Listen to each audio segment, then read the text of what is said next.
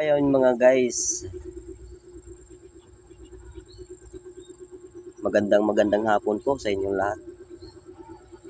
Dito tayo sa tinatambayan natin ng truck na sira. Ilang araw na tayo dito.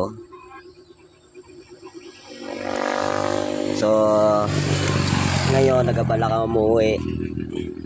Itong ginawa ko guys.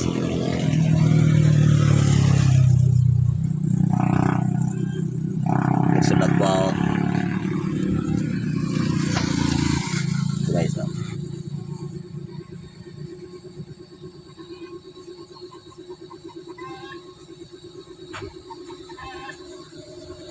Sa mga nakapansin dyan, mga kabiyahero, baka naman madaanan nyo dito sa Taysan.